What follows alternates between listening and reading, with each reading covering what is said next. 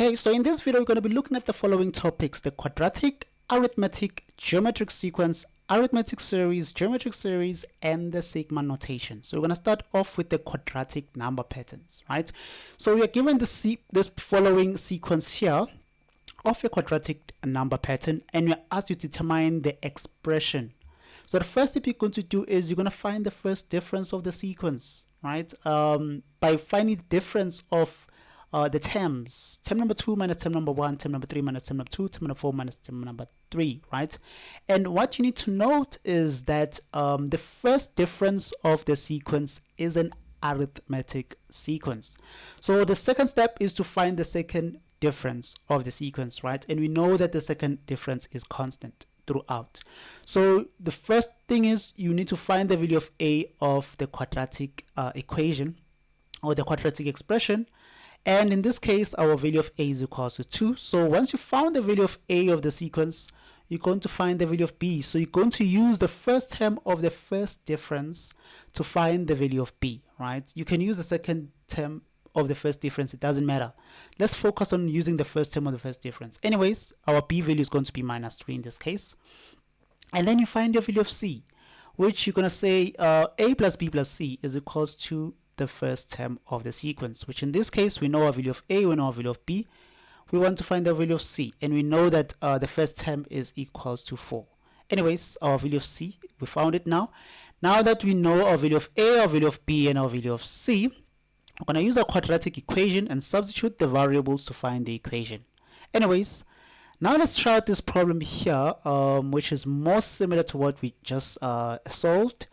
It is also a quadratic sequence, and the first question of the sequence here is to determine an expression for the general term of the first difference. Remember, I told you that the first difference is an arithmetic sequence.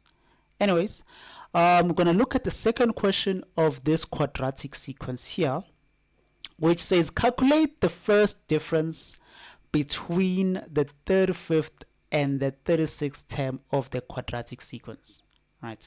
And then the third question of the same problem is as follows. So remember, this is still quadratic sequence.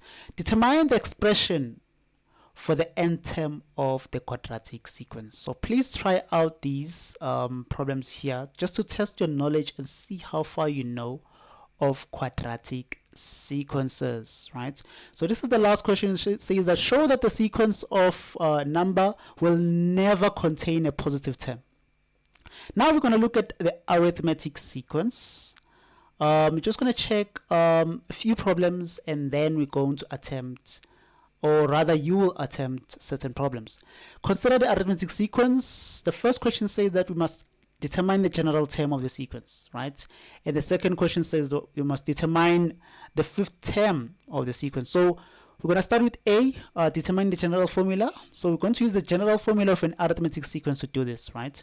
And then once we found it, it's going to be easier to answer the second question because now we know the general formula of this arithmetic sequence that is given, right? So it's easier for us to find B, right? Which in this case, T50 is equal to 249. And then now it says which term in the arithmetic sequence, the given sequence here, is equals to 193. So you're going to use the general formula first, substitute a value of A, B, a value of D also, and your value of Tn to be able to find the number of terms. Once you've done that, you're going to answer this question here. Find the number of terms in the arithmetic sequence. So you're given the arithmetic sequence with the last term. So it's easier. You know your value of A, you know your value of B, your value of D rather, and you know your Tn. So you're just going to substitute that into your general formula of an arithmetic sequence to be able to find the value of n. Right? Now that you've done that, try out these problems. Let's see how far you know it. Consider the arithmetic sequence that is given. Determine the general term of their sequence. Second question, calculate the value of the 35th term in the sequence. The third question says, which term in the sequence is equals to? So you're given the value. Don't forget to follow for more videos. We're still continuing looking at this geometric sequence. So with geometric sequence, you also need to know the general formula of your geometric sequence to be able to answer questions related to geometric sequences. So in this case, we're given a geometric sequence, we are asked to determine the general term of this sequence. So we know the general formula of a geometric sequence, right? So that's the first thing. Then you determine the value of A, determine the value of R, which is a common ratio.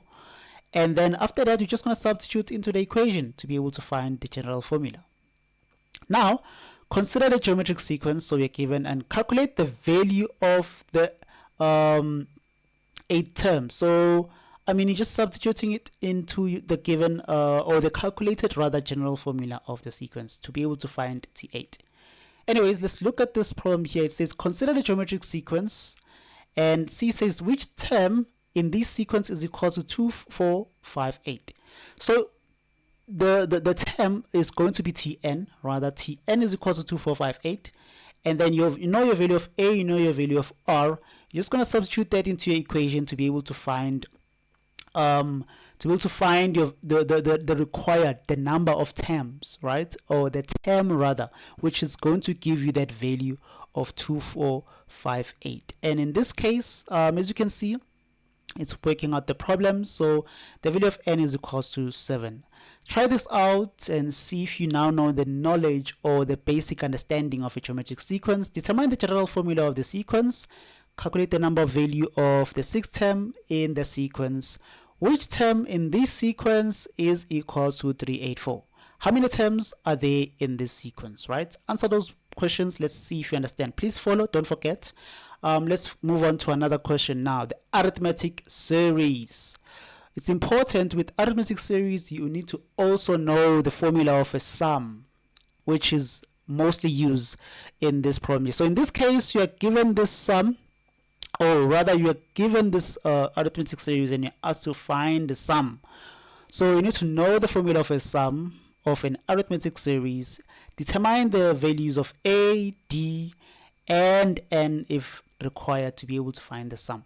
Anyways, now we consider this arithmetic series. Calculate the smallest value of n for which the sum is greater than 300. So you're going to use a sum equation to answer this, and it must be greater than 300. Substituting the necessary values to be able to find the smallest term. Smallest term, they mean the n number of terms. And then you're going to substitute that and work around that to be able to dot down as to what is the value of n. So you're going to use a quadratic equation here, or your quadratic formula rather, to be able to find the number of terms. And remember that the question says the smallest value of n of which the sum is greater than 300. So as you can see here, I worked out the problem in detail just for you to be able to understand as to what is going to be the n value for this problem here, right? So I've done some tests before reaching the final equation, the final answer. Anyways, let's try out this problem here. Consider arithmetic series. Calculate the sum of the series. Determine m if you're given this series. Calculate the greatest value of k for which the sum of k is greater than the value given there. Don't forget to follow for more videos. Thank you so much. Let's continue. We're not done. Let's look at the geometric series in this case. You need to know the sum of a geometric series because we are going to be using it to answer questions, right? So we're given this geometric series here and we're asked to determine how many terms of the series will give us that value, right? So you're just going to use your sum. Your sum is equal to the value that is given there, and you substitute it into your sum equation to be able to find the number of terms that is required. So in this case, we found our number of terms. Consider the geometric series again, right? And we're going to be answering this question. Determine the least number of terms for which the sum of the series will be greater than the value here, which is 5,000, right? So you're going to use your sum formula and you're going to say greater than 5,000, and you're going to work around that to find your final answer, which is what we are working towards here, manipulating the numbers, just dotting down to be able to find the n value. Remember that n is equals 9.96 is not the actual answer. Why? Just do the check. Let's see if it's going to give you anything greater than 5,000, and it doesn't. So you're going to keep on continuing the test until you find the actual value of n. Let's try out this problem here. Consider the geometric series. You're given the geometric series. You're asked to calculate the sum. You're asked to determine the value of k. If the sum is that value, you have to determine the least number of terms, right? So just attempt these questions. Let's see if you understand. Don't forget to follow for more videos. Thank you so much. Anyways, let's continue because we're not done. We're going to look at the sigma notation now. Sigma notation problems. So the first thing you're going to do is you're going to look at this problem here, and it's ask us to evaluate. Whenever they say evaluate, they mean find the sum, right? So we are given the sum here, the sigma notation rather. The first thing you're going to do is you're going to find the first three terms of the sequence. After that, you're going to find your n value, and then you're going to find your r to be able to substitute into your sum. Then you get your value of the sum, right? And then for this problem here, that's another one. We are asked to find the value of m, right?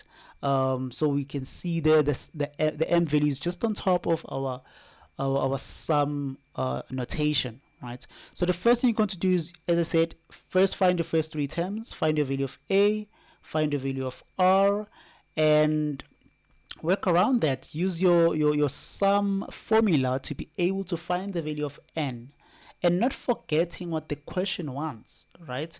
So in this case, we're just going to find our value of n, the actual value of n, not just any value of n, right? And then we know that n is equal to the top minus bottom plus 1, right? Anyways, let's try out this problem here. Let's see if you know your sum notations. Try these problems, test your knowledge. Thank you so much for watching. Please continue to follow for more videos.